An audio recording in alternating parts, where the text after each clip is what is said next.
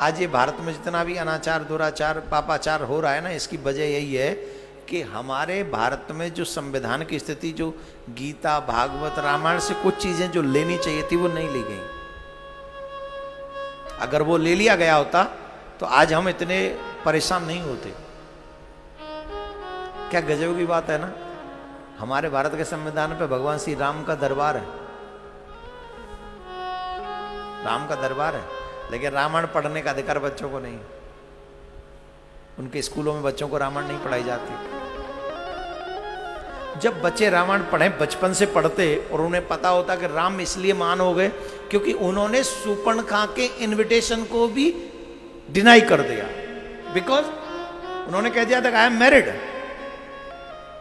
वो कहती थी कि तुम मुझसे शादी कर लो, और ये उस समय की बात है कि स्वयं उनके पिताजी ने 3 विवाह कर रखे थे, और उस समय तो कई बहु विवाह की प्रचलन थी। उस युग में भगवान श्री राम ने कह दिया था कि मैं एक पत्नी व्रता हूं।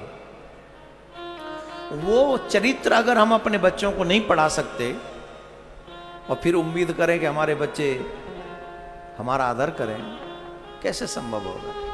ये चरित्र पढ़ाने में हमें असुविधा होती है। राजा परीक्षित की कथा हम सुना रहे थे, पर कभी कभी ऐसे दर्द होता है अपने भारत के बच्चों के लिए कि क्यों नहीं हम कुछ कर पा रहे अपने बच्चों के लिए। न गीता पढ़ा सकते, न भागवत पढ़ा सकते। जो पर्सनल आप लोग ऐसे लेते हो उसी से ये बचा भी हुआ है। अगर ये पर्सनल ये लेना भी बंद कर दें, अगर अगर ये कथा ना हो, संत ना हो, महात्मा ना हो, ये प्रवचनकार ना हो, तो आप यकीन मानिए आज से 30 वर्ष पूर्व ही हमारा धर्म विदा हो गया तो इस पृथ्वी से। ये तो शुक्रिया अदा करो, धन्यवाद दो, थैंक यू बोलो इन प्रवचनकारों का, संतों का, महात्माओं का, कथाकारों का। जो हमारे शासकों ने हमको नहीं दिया वो ये कम से कम हम तक पहुंचा रहे हैं, जिससे हमें हमारी संस्कृति पता है कि राम आए थे, राम क्यों पूज्य नहीं हो गए, आज तक राम क्यों पूज्य जा रहे हैं, आज भी आजाद भारत में राम आदर्श क्यों है। राम इसलिए आदर्श है क्योंकि वो अपनी सौतेली मां की बात भी अपनी मां की तरह पालन करते हैं कि मां की आज्ञा है। एक पत्नी व्रता है, चरित्रवान राम जैसा कोई नहीं है।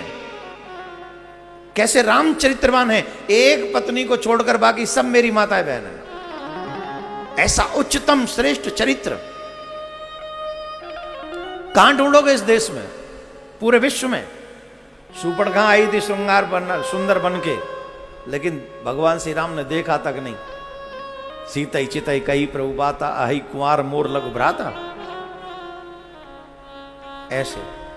ऐसे सदपुरुष, ऐसे सदचरित्र, ऐसे भगवान मर्यादा पुरुषोत्तम भगवान की कथा भी अगर हम अपने बच्चों को न पढ़ा सकें तो इससे बड़ा देश का दुर्भाग्य और क्या होगा। कई जगह तो राम की नाम ले दो तो लोगों को करंट लग जाता है।